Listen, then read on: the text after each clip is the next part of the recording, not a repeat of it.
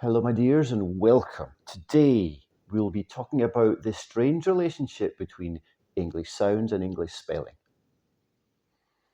And I promise you that there's more sense to it than you think. I hear students saying, oh, you just have to remember every English word, memorize its sound. No, you don't. No, you don't. Now, this won't solve all the problems, but it's the single biggest thing that will help you to make sense of pronouncing words you see on paper or imagining, when you hear a word, imagining how it's written.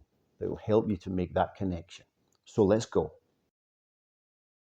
Let's just say that if you speak Latin, a language with 5 symbols for vowels is fantastic. Unfortunately, English isn't Latin. We don't have 5 vowels. We have about a dozen vowels plus some standard combinations like A and OW.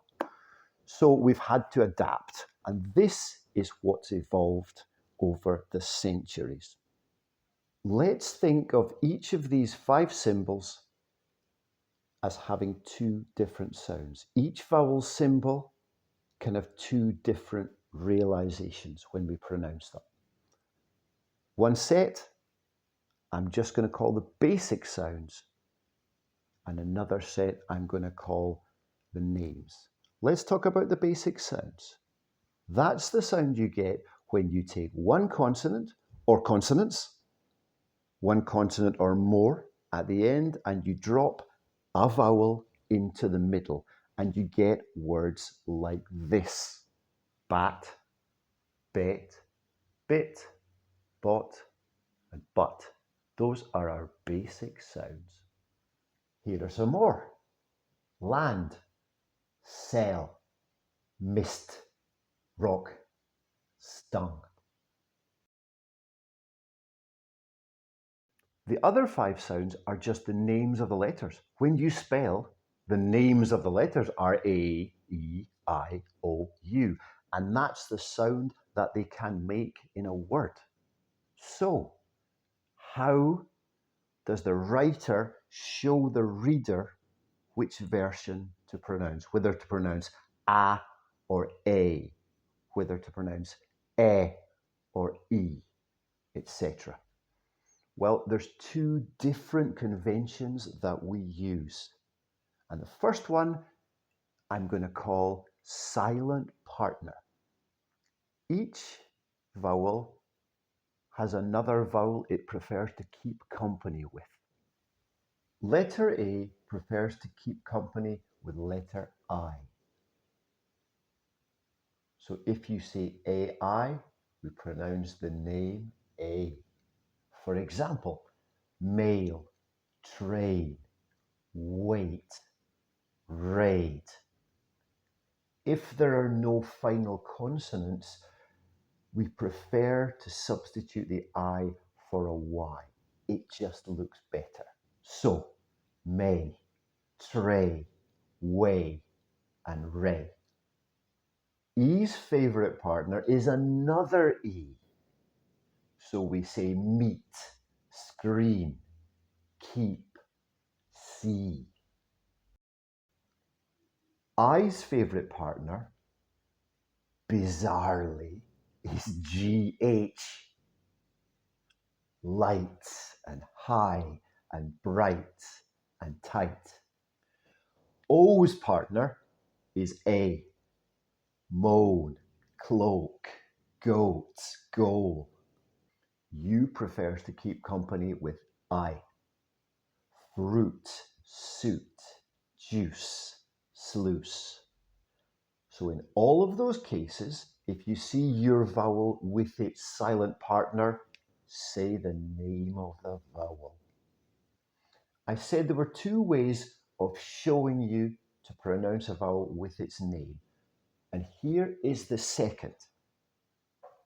You probably notice in these words that there is an unpronounced E sitting at the end. That E at the end is not decoration. It's exerting an influence on the vowel before. This system is usually called magic E or bossy E or something like that. It's not a great name, but that's what we're going to call it today, magic E. Imagine these words without the final E. You get man, Jane, bit, not, mutt. But when we put the E back in, we get main, gene, bite, note, mute. Here are a few more examples. Hope, complete, mule, rise, grave. So that final E changes the previous vowel and makes it say its name. But here's the thing, it doesn't have to be an E that influences the previous vowel. Any one will do. If you've got your little basic word and you want to add a suffix to it, and that suffix begins with a vowel, like ed or ing, then that vowel will influence the previous one. So you'll get voting, inflatable, saved, Swedish. Any vowel can be a magic E. But not so fast. We have created a little problem. Don't panic, but there is a little problem. I've got the word sit, and I want to add ing to make sitting. So I do that, but that doesn't work because the second I affects the first I and it turns it into its name. So it's sighting. And I don't want sighting, I want sitting. So I somehow have to stop that little magic effect. Now you probably know where I'm going with this. We stop the effect with a double consonant. If I put another T there, the effect doesn't work. So I can go from sit to sitting. Here, for example, I want to say bitter, because that's how I like my coffee, but it's turning into biter. So again, I'm going to double that T so it stays as bitter. Here's a few more examples of us stopping the magic with a double consonant. Running, hammer, forgettable, reddish. Otherwise they'd be ruining and hamer and forgettable and reedish.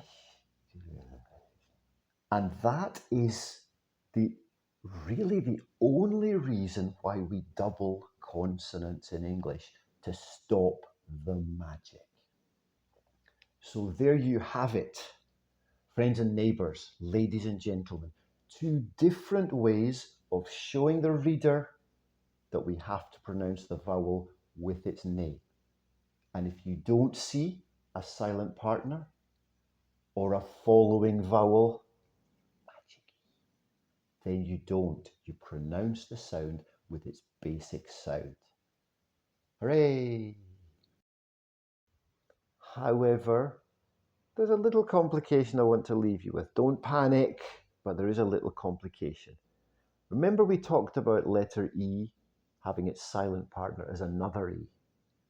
It does, but it also flirts with the letter A. EA sometimes makes an E sound as well. For example, meet, the verb steal, weak, the opposite of strong, and cream. They're all E sounds, but not always, because sometimes that combination just makes an E sound. So on the other hand, we have bread and ready and head and breast. So unfortunately, if you see EA, you don't know which one it is. You'll need to check, you'll need to memorize the sound. So there's a little complication that I'm going to leave you with, because real life is always full of complications. Never mind. Look after yourself.